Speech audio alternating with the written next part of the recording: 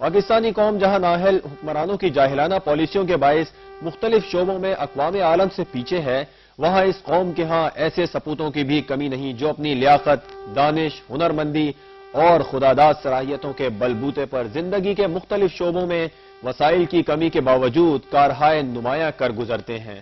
پنجاب کے پسماندہ علاقے شجاع آباد سے تعلق رکھنے والے ایسے ہی ایک نوجوان ظفر اقبال ظفر نے اردو زبان کو 8واں رسم الخط دے کر تاریخ میں خود کو امر کر لیا۔ ممتاز ادیب ہے، دانشور ہے، مصور ہے، خطاط ہے، رب ذوالجلال نے اسے بے پناہ صلاحیتوں سے نوازا ہے۔ اردو زبان کو 7واں رسم الخط بھی جنوبی پنجاب کے علاقے ملتان سے تعلق رکھنے والے خطاط ابن کلیم نے دیا تھا اور اس کا نام خط رانا رکھا گیا تھا۔ یہ خط 1976 میں منظر عام پر آیا۔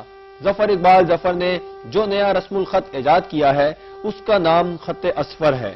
اس سے پہلے خط نسق، خط دیوانی، خط کوفی، خط رقاع، خط سلس، خط نستعلیق، خط رانا کے نام سے 7 رسم الخط ہیں۔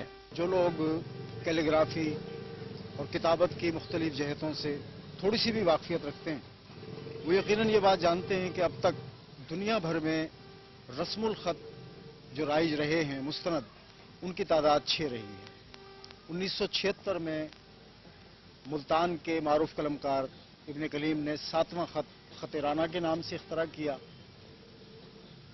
اور اب یہ سعادت الحمدللہ مجھے حاصل ہوئی ہے کہ میں نے جنوبی پنجاب ہی کی دھرتی پر رہتے ہوئے اپنے محدود اور نامساعد وسائل کے باوجود اردو کو ایک 8واں نیا رسم الخط دیا ہے، جس کا نام میں نے خط اصفر تجویز کیا ہے۔ ظفر اقبال کو 100 سے زائد انداز میں اسم اللہ اور اسم محمد صلی اللہ علیہ وآلہ وسلم لکھنے کی سعادت حاصل ہے۔